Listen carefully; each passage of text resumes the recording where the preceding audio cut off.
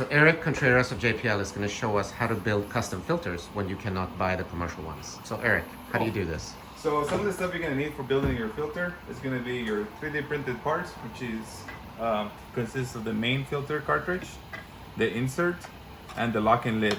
You're also going to need a little bit of HEPA filter material or whatever material you can get your hands on. What kind of material is that?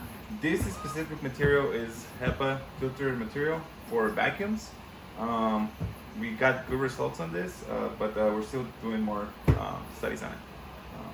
So to build your filter, you're just gonna measure out a strip that's about 2 inches.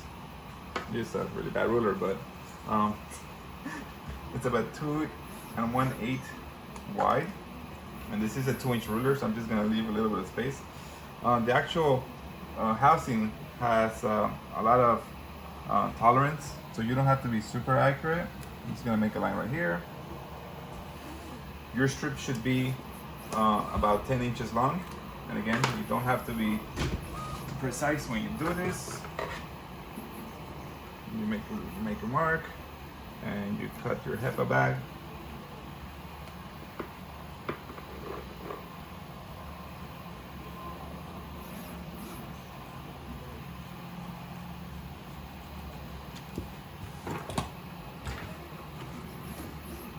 Once you have your strip of HEPA material, you take your main body and you start from one end, and you line it up to make sure you're going the right direction.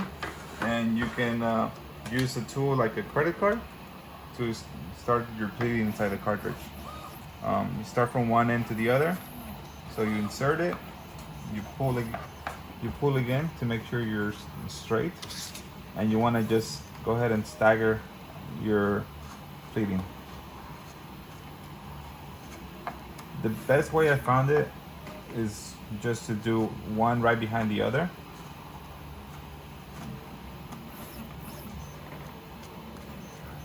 And you kind of just pull this as it gets in your way. Cool.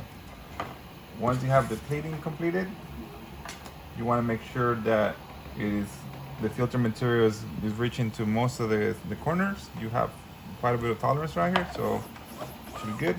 You take the insert, slide it in, and then you want to squish this down.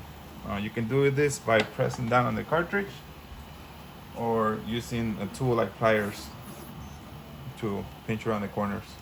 Once you have the filter meat inserted, you can cut off the excess. Make sure your cartridge has been seated properly.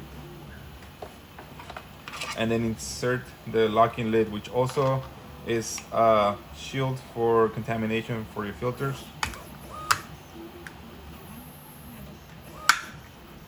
This is gonna be a little tough.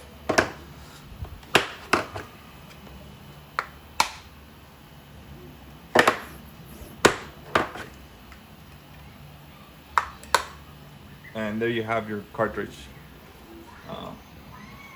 So now you have a cartridge that fits. Now you have a cartridge that fits not only our designs, but also fits other commercial respirators out there.